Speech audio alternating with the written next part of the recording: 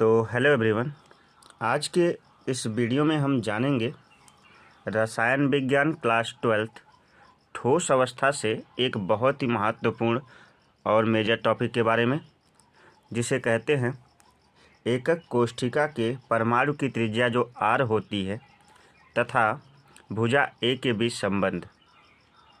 और उसमें भी हम सबसे पहले जानेंगे SCC, सरल एकक कोष्ठिका या सरल एकक घन। अगर आपसे परीक्षा में इस प्रकार से पूछ देता है कि सरल एकक कोष्ठिका के लिए उसकी परमाणु की त्रिज्या R तथा भुजा A के मध्य संबंध का जो न्यूमेरिकल आपको दिखाना है, तो आप इसी प्रकार से दिखाओगे। चलिए आइए शुरू करते इस टॉपिक को। लेकिन उससे पहले यदि आपने स्टडी CBL क्लासेस यानी अपने इस प्यारे से चैनल को सब्सक्राइब नहीं किया है तो तुरंत सब्सक्राइब कर लीजिए, वीडियो को लाइक करिए और ज़्यादा से ज़्यादा अपने दोस्तों तक इस वीडियो को शेयर करिए। जो बोर्ड एग्ज़ाम की तैयारी कर रहे हों उनके लिए भी ये वीडियो काफ़ी हेल्पफुल हो। तो चलिए सबसे पहले हम जानते हैं सरल एकक कोष्ठिका के लिए यानी सिंपल क्यूबिक स्ट्रक्चर के लिए, तो एकक कोष्ठिका की त्रिज्या R तथा भुजा A के मध्य संबंध। तो सबसे पहले हमने क्या करना है, यहाँ पे बनाना है एक चित्र। ध्यान दीजिएगा, यहाँ पे एक चित्र बनाएंगे। ये है एक एकक कोष्ठिका, एकक कोष्ठिका, ठीक है। ये हमारी एक एकक कोष्ठिका बन रही है, ध्यान से देखिएगा। ये बन गई हमारी एक एकक कोष्ठिका। जैसा कि आपको मैंने पिछली वीडियो में पढ़ाया था और बताया था कि एक एकक कोष्ठिका में जो अवयवी कणों की संख्या होती है वो कितनी होती है, 8 होती है, 8 कोने पर। इन अवयवी कणों की जो पोजीशन होती है ना, वो कुछ इस प्रकार से होती है। मान लीजिए इसको हम मिडल मान ले रहे हैं, बीच का। एक अवयवी कण इस कोने वाला है और एक अवयवी कण जो है, एक अवयवी कण इस कोने वाला है। ध्यान दीजिएगा, दोनों कोनों पे अवयवी कण आ गए। अब जो है एक ये अवयवी कण है पूरा गोला और एक अवयवी कण गोला, यानी यहाँ लिख सकते हैं अवयवी कण उस कण को कहते हैं जो पदार्थ को बनाता है। 8 कोनों पर 8 कण होते हैं। इसे हम परमाणु का कण भी इस क्रिस्टल का परमाणु भी बोल सकते हैं या अवयवी कण भी बोल सकते हैं। तो 8 कोनों पर कितने अवयवी कण होते हैं, 8 अवयवी कण होते हैं। 2 अवयवी कणों को दिखा दिया गया इस प्रकार से। अब ये जो है ये तो एकक कोष्ठिका की भुजा या कोर होती है। ये मान लीजिए ये A है और ये क्या है, B है, ठीक है। अब ये क्या है, इसकी एकक कोष्ठिका की भुजा या कोर है। मतलब मैंने ये वाली लाइन जो है ये वाली लाइन है, इसको यहाँ खींच दिया है। तो ये A और ये क्या है, B, और इसे हम दर्शाते हैं A से, ठीक है। अब ध्यान दीजिएगा, एक अवयवी कणों में 8 कण होते हैं। तो मैं लिख रहा हूँ माना क्या लिख रहा हूँ, माना एक कण, यानी एक तो हाई कण है, एक तो हाई कण है। इसे हर गोले पे हर कोने पे एक गोला होगा इस प्रकार से। तो एक कण बराबर क्या होता है, एक गोला। मैंने माना एक कण बराबर क्या होता है, एक गोला। इसी ये मानना पड़ेगा आपको, क्योंकि ये आगे आपके न्यूमेरिकल लगाने में आपकी क्या करेगा, मदद करेगा। तो मैंने 2 गोलों को बनाया, इस कोने के गोले को और इस कोने के गोले, यानी इस परमाणु को पूरी तरह से बना दिया है और इस परमाणु को पूरी तरह से बना दिया। ये बात समझ में आ रही है। अब सुनिएगा, किसी भी वृत्त के केंद्र से लेकर के और परिधि तक की जो दूरी होती है, यहाँ से यहाँ तक की दूरी, यहाँ से यहाँ तक की, वो क्या कहलाती है, वो तो त्रिज्या कहलाती है।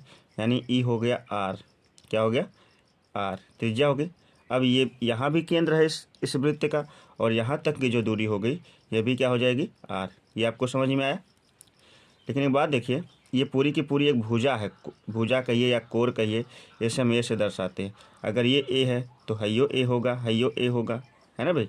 ये भी A होगा क्योंकि ये भी A होगा, क्योंकि एक घन है और घन की जो है सभी भुजाएं आपस में क्या होती हैं, बराबर होती है। और खासकर सरल घन है तो सभी भुजाएं एक दूसरे के क्या हो गई, बराबर हो गई। ये बात समझ में आई।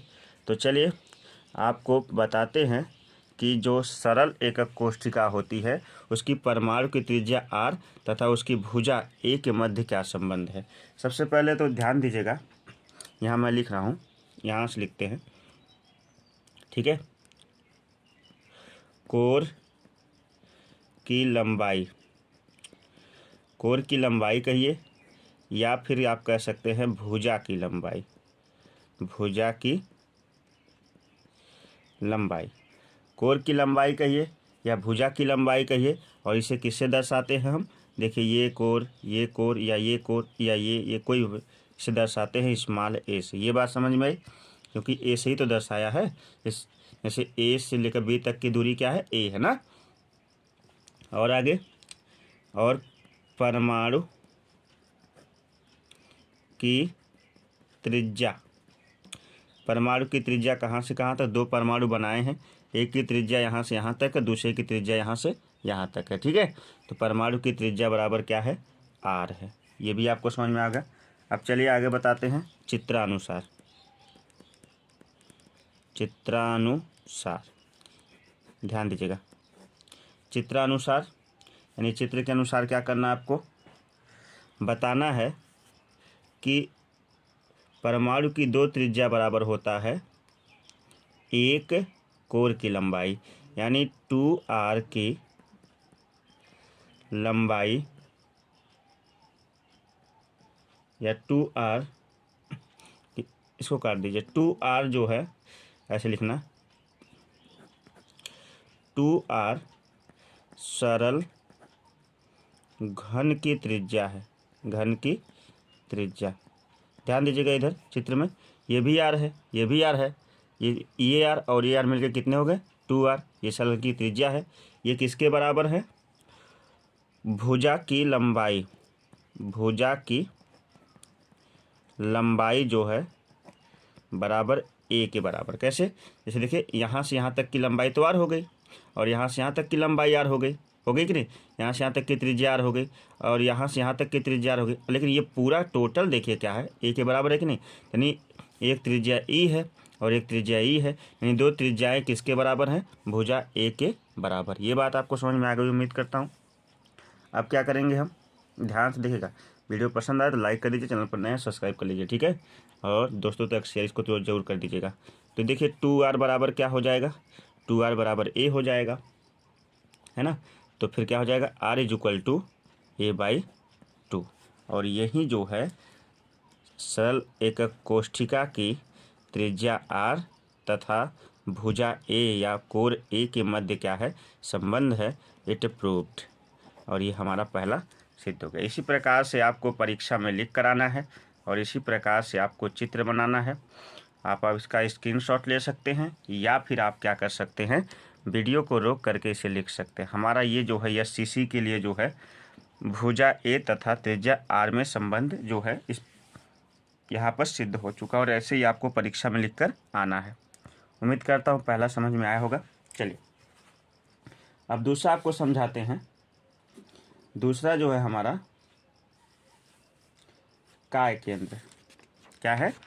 काय केंद्र। यहाँ इसको रखते हैं। आइए फिर से काय केंद्र के लिए दूसरा पेज इस्तेमाल करेंगे।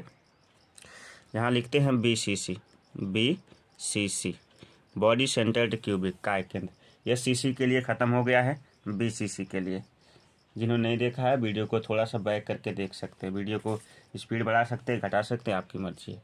काय केंद्र के लिए भी हमें क्या करना पड़ेगा? सबसे पहले एक चित्र बनाना पड़ेगा, और उस चित्र में ध्यान से देखिएगा सभी लोग। इस चित्र को बड़ा संभल के बनाइएगा।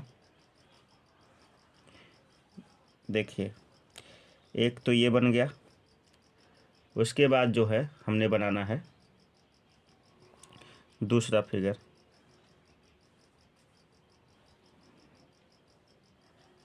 एक ये बन गया। अब क्या करना है? सभी कोनों को आपस में मिला देना है।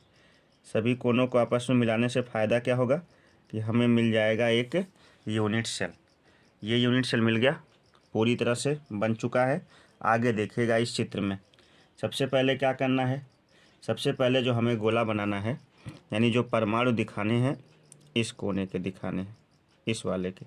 ठीक है, तो सबसे पहले इस कोने के परमाणु को दिखा देते हैं। ध्यान दीजिएगा, सबसे पहले कोने के परमाणु को हमने दिखा दिया, ये है ये वाला कोना। ठीक है, और दूसरा कोना ये वाला परमाणु दिखाना है, तो ये वाला भी दिखा दिया, कोई दिक्कत नहीं। अब ये आप जानते हैं कि एकक कोष्ठिका में BCC में जो है एक कण जो है कहाँ पर होता है? मिडल में भी होता ना, तो उसको भी इस प्रकार से क्या करेंगे, दोनों सटा के दिखा देंगे। ये समझ में आया? चलिए, अब उसको हमने मिडल में दिखा दिया। अब ध्यान से इस चित्र को देखिएगा। यहाँ पे क्या है, अब इन तीनों को आपस में इस प्रकार से क्या कर देंगे, मिला देंगे। ऐसे ये रेखा जो है इन तीनों को आपस में क्या करेगी, जोड़ने का काम करेगी, ऐसे। ठीक है, तीनों को आपस में जोड़ने का काम करेगी ये रेखा। चलिए, ये हो गया। ध्यान से देखेंगे तो एक चीज़ मिलेगी। ये जो है यहाँ से यहाँ तक की त्रिज्या जो है, केंद्र से लेकर के परिधि तक की त्रिज्या आर हो जाती है, और है केंद्र से लेकर के परिधि तक की त्रिज्या क्या हो जाती है, आर हो जाती है। और है जो है देखिए, यहाँ से यहाँ तक का पूरा इसमें एक देखिए पूरा वृत्त ही इसमें आ गया है। और जब पूरा वृत्त इसमें आ गया है, या कह सकते हैं कि पूरा का पूरा वृत्त आ गया है, तो पूरे वृत्त में जो है मध्य यानी केंद्र से होकर खींची गई जो रेखा होती है उसे व्यास कहते हैं। क्या कहते हैं, तो आर ई आर, ये अकेले क्या हो जाएगा, 2r हो जाएगा। काहे कि ये दो त्रिज्याओं के बराबर है, पूरा गोला ना, तो दोनों दो त्रिज्याओं के क्या है, बिल्कुल बराबर है। ये आपको समझ में आया? अब एक काम करते हैं, मान लेते हैं कि ये जो है बिंदु ए है, क्या है, ए, हाई वाला बिंदु बी है, और हाई का है सी है, ठीक, और यहाँ पे क्या है, डी है। जैसे आप समझ गए, ए बी सी डी। अब एक काम करते हैं, ए को सी से मिला देते हैं। ये ए है, ये सी है, ठीक है। ए को सी से क्या करते हैं, मिला देते हैं। और जब आप ए को सी से मिलाओ, ध्यान से देखिएगा वरना गलत हो जाएगा। ए को सी से मिलाएंगे ना, तो आपको क्या प्राप्त हो जाएगा, एक त्रिभुज प्राप्त हो जाएगा। उस त्रिभुज का नाम है ए बी सी, है ना, ए बी सी। देखिए ए बी सी एक त्रिभुज मिला कि नहीं हमको, तो तब ये ए बी सी और एक और त्रिभुज आपको मिलेगा, ध्यान दीजिएगा,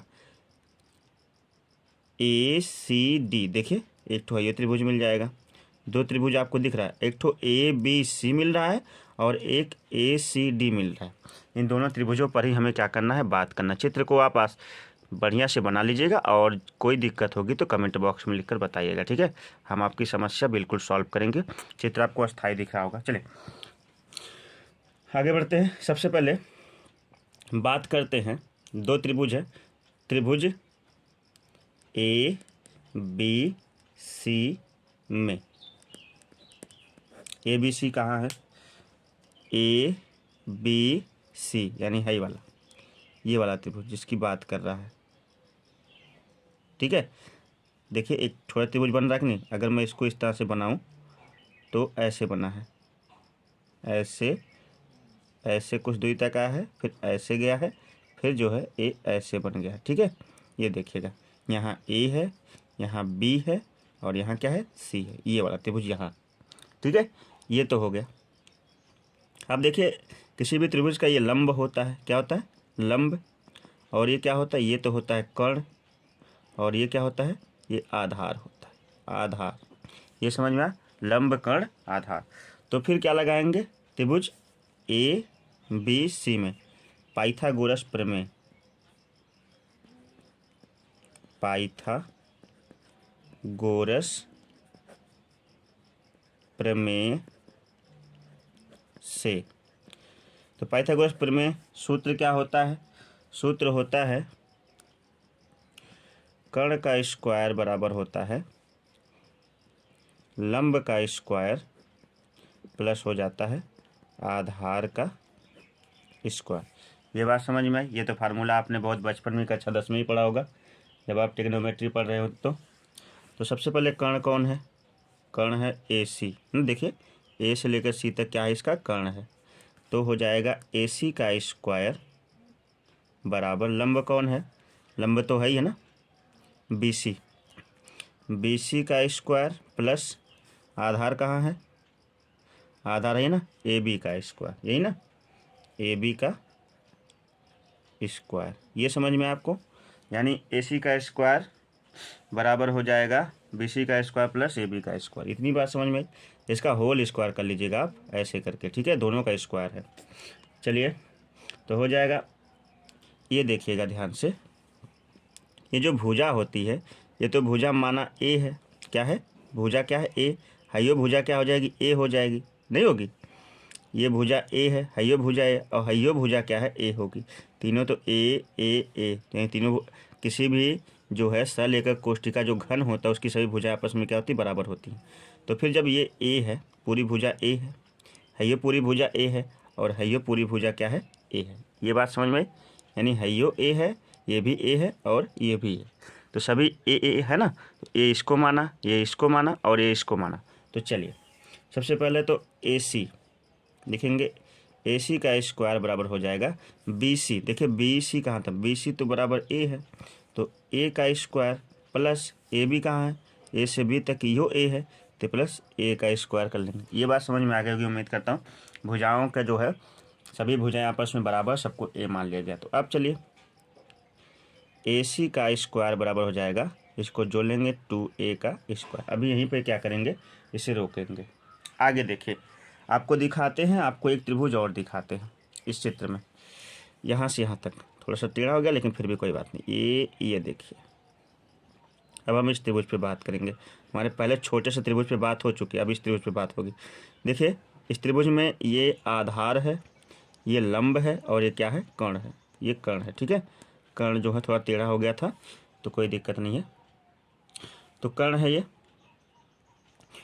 ये ऐसे बना है सीधी तरह से, एकदम जैसे बनता वैसे ही, समकोण त्रिभुज की तरह ऐसे, ठीक है। यहाँ ए है, यहाँ देखिए डी है, और यहाँ क्या है, यहाँ पर सी है। तो अब हम क्या लिखेंगे, त्रिभुज आगे लिखेंगे यहाँ से। ये समझ में आ रहा है चित्र ना। चलिए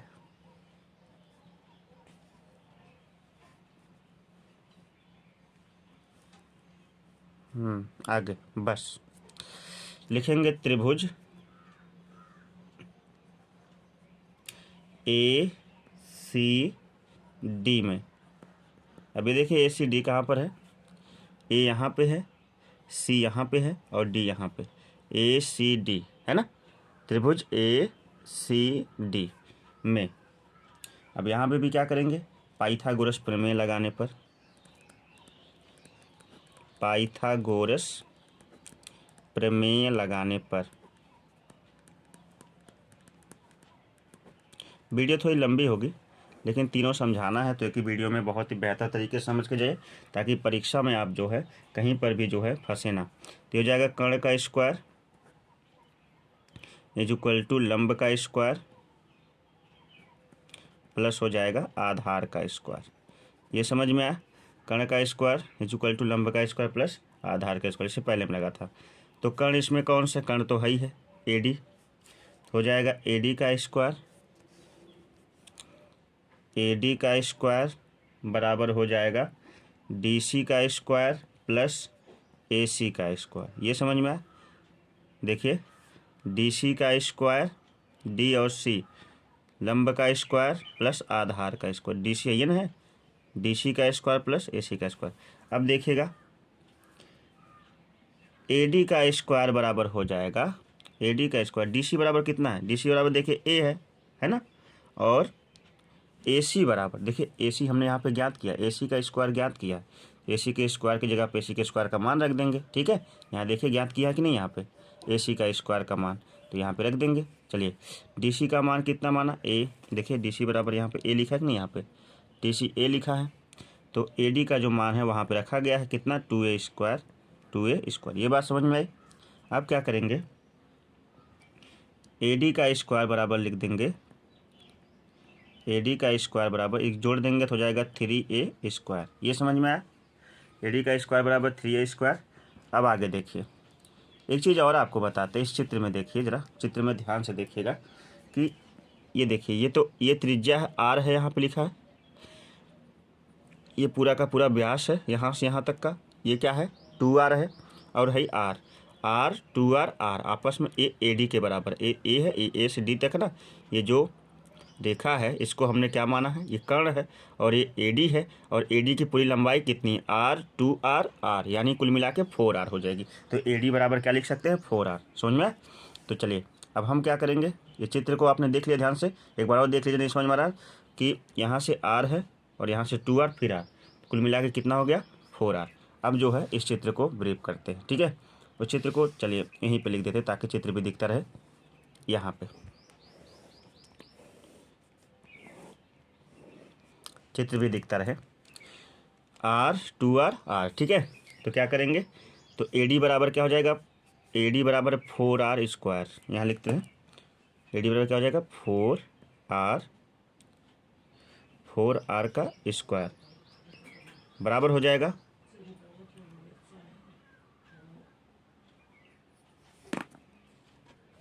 तो 4R स्क्वायर बराबर हो जाएगा यहाँ से, यहाँ पे क्या है 3A स्क्वायर,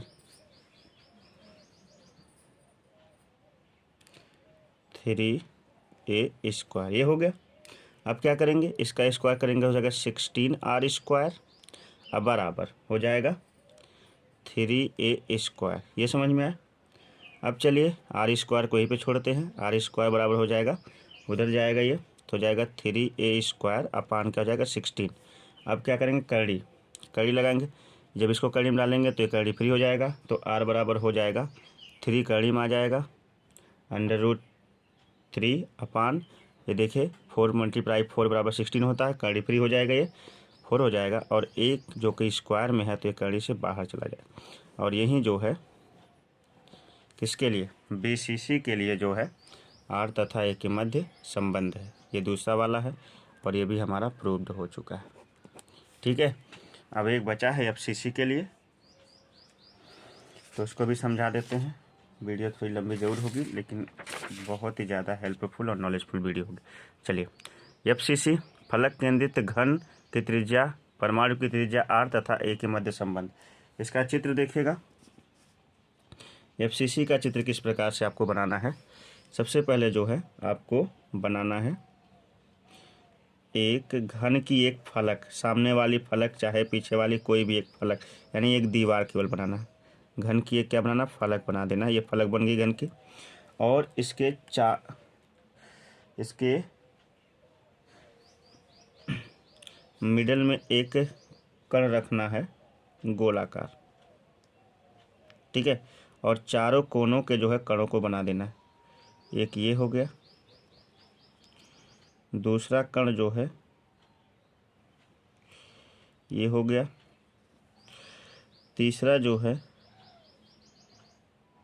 तीसरा कण जो इसको भी स्पर्श करे और आपस में भी स्पर्श करे, ये हो गया, और चौथा कण जो है यहाँ से ये हो, 4 कण बन गए।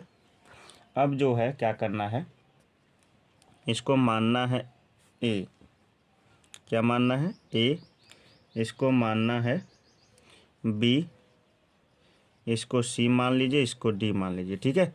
A B C और D, A को C से मिला दीजिए, मिला दिया, A को C से मिला दिया ना, तो देखिए ये तो त्रिज्या है तो ये तो R हो जाएगी, और ये पूरी की पूरी व्यास है क्योंकि ये गोला पूरा गोला है, यहाँ पे 2R हो जाएगा जैसे पिछले में हुआ था, और ये क्या है, ये भी त्रिज्या है तो ये भी R हो जाएगी। ये बात समझ में आई। और यहाँ से यहाँ तक की जो लंबाई है पूरी किसकी, इस भुजा की, वो A है, यहाँ से यहाँ तक की लंबाई भी क्या है, A है। कोई दिक्कत में भी होनी तो नहीं चाहिए। अब चलते हैं त्रिभुज देखते हैं, A B और C है ना, तो चलिए यहाँ से लिखते हैं त्रिभुज A B C, त्रिभुज A B C से, त्रिभुज A B C से पाइथागोरस प्रमेय लगाने पर, यहाँ भी लगा दीजिए पाइथागोरस प्रमेय लगाने पर। चलिए तो पाइथागोरस प्रमेय क्या कहती है, देखिए यहाँ A और C कर्ण है, AB लंब है, और क्या है BC क्या है, यहाँ पे सॉरी AB जो है आधार है और BC लंब है, AB आधार है और BC क्या है, लंब है, ठीक है। तो कर्ण का स्क्वायर होता है, कर्ण का स्क्वायर बराबर होता है लंब का होल, ये होल स्क्वायर है, लंब का स्क्वायर प्लस क्या हो जाएगा, आधार का स्क्वायर, ठीक है, इस तरह का। तो इसमें कर्ण कौन है, AC है ना, तो लिखेंगे AC का स्क्वायर, ध्यान से देखिएगा तो लंबा इक्वेशन होगा। AC का स्क्वायर बराबर हो जाएगा, लंब कौन है, BC का स्क्वायर। BC का स्क्वायर, ये लंब हो गया यहाँ से यहाँ तक का, BC का स्क्वायर प्लस क्या हो जाएगा आगे हो जाएगा AB का स्क्वायर है, A से लेकर के B तक की दूरी आधार है AB का स्क्वायर। ये समझ में आया होगा उम्मीद करता हूँ। चलिए आगे बढ़ते हैं। यहाँ से यहाँ देखिए ये R है, ये 2R है और ये R है, तुरंत क्या हो जाएगा, AC बराबर हो जाएगा 4R स्क्वायर, नहीं हो जाएगा। देखिए AC की दूरी कितनी है, यहाँ से यहाँ तक की R है 2R है और है का R 2 है, जोड़ के कितना 4R स्क्वायर हो जाएगा कि नहीं। तो हो गया 4R स्क्वायर बराबर, देखिए और AB की लंबाई कितनी है, A है, तो A का स्क्वायर, और BC की लंबाई कितनी है, A है, तो भी क्या हो जाएगा प्लस A का स्क्वायर हो जाएगा। ये समझ में आया आपको, A का स्क्वायर हो गया। तो R ये हो जाएगा 16R स्क्वायर कर देंगे तो बराबर हो जाएगा 2A स्क्वायर। ठीक है, R स्क्वायर को यहीं पर रोकेंगे और उसको उधर लेके जाएंगे तो हो जाएगा 2A स्क्वायर अपान 16, काट देंगे इसको, 2 1 जा 2, 2 8 जा 16। आगे बढ़े, इक्वेशन सॉल्व हो रहा अच्छी तरह से। तो R स्क्वायर बराबर हो गया आपका कितना, A स्क्वायर अपान हो गया 8। ये समझ में आ रहा है। चलिए अब यहीं से यहाँ बताते हैं आपको यहाँ पे, ठीक है। आगे R स्क्वायर बराबर आया A स्क्वायर अपान 8, तो आगे बढ़ते हैं। R इज इक्वल टू क्या हो जाएगा, R is equal to under root, R is equal to हो जाएगा अंडर रूट लगाने पर ये तो हो जाएगा अंडर रूट फ्री हो जाएगा और ये भी क्या हो जाएगा फ्री। और यहाँ पे जो है अगर देखा जाए तो 2 मल्टीप्लाई 2 हो जाएगा, 2 2 जा 4, 2 जा 8 हो जाएगा ना। तो एक ठो तो करंट फ्री हो जाएगा, एक ठो निकल जाएगा, तो हो जाएगा R is equal to A2 under root 2। अब दोनों का परमेयीकरण करना जानते हैं ना, अंडर रूट टू से ऊपर नीचे क्या करना है, गुणा कर देना। ये हो जाएगा 2 और ये भी क्या हो जाएगा अंडर रूट 2, गुणा करेंगे तो ये क्या हो जाएगा, यहाँ पे आ जाएगा A अंडर रूट 2 अपान ये हो जाएगा, देखिए अंडर रूट टू का गुणा होगा तो 2 हो जाएगा, मल्टीप्लाई 2 इज इक्वल टू 4 हो जाएगा। ठीक है, अब आप इस तरह से लिख सकते हैं R तथा A में जो संबंध है अंडर रूट 2 अपान 4 हो जाएगा। और है देखिए ये तो कड़ी से बाहर है ना, तो इसको कड़ी फ्री कर देंगे। ये FCC के लिए उसकी परमाणु की त्रिज्या R तथा भुजा A के मध्य संबंध है। ये तीनों के चित्र पढ़ा दिए और तीनों का इक्वेशन करा दिया। उम्मीद करता हूँ कि तीनों आपको समझ में आया होगा, ये प्रूव्ड हो चुका है। बहुत ही शानदार वीडियो है सीखने के लिए। और अगर कोई भी टॉपिक आपको समझ में ना आए तो कमेंट बॉक्स में किसी भी सब्जेक्ट से आप जो है कमेंट बॉक्स में लिखकर जो हो बता दीजिएगा, मैं आपकी पूरी हेल्प करने की सहायता करूँगा। अगर मैं ये कोशिश करता हूँ कि अगर कोई टॉपिक जो है मैं ना बता पाऊँ, जो मेरा सब्जेक्ट नहीं है, तो मैं ज़रूर उसे किसी तरह से जो है किसी अन्य के माध्यम से सॉल्व करा के आपको उसका सॉल्व दे सकता हूँ। ठीक है, बस आप स्टडी CBL क्लासेस को सपोर्ट करिए और बने रहिए हमारे साथ। मिलते एक नेक्स्ट वीडियो के साथ, तब तक के लिए आप सभी को नमस्कार, बाय बाय, जय हिंद। हाँ, लेकिन इससे पहले बता के जाना चाहता हूँ कि संकुलन क्षमता ज्ञात करने का FCC BCC SCC की जो संकुलन क्षमता ज्ञात करने का जो वीडियो है वो नेक्स्ट वीडियो आने वाला है, तो कमेंट बॉक्स में ज़रूर लिखिएगा। वो भी एक इम्पॉर्टेंट टॉपिक है, वो वीडियो आपको चाहिए कि नहीं चाहिए। मिलते हैं एक नए वीडियो के साथ, तब तक के लिए आप सभी को नमस्कार, बाय बाय, जय Hind, have a nice day.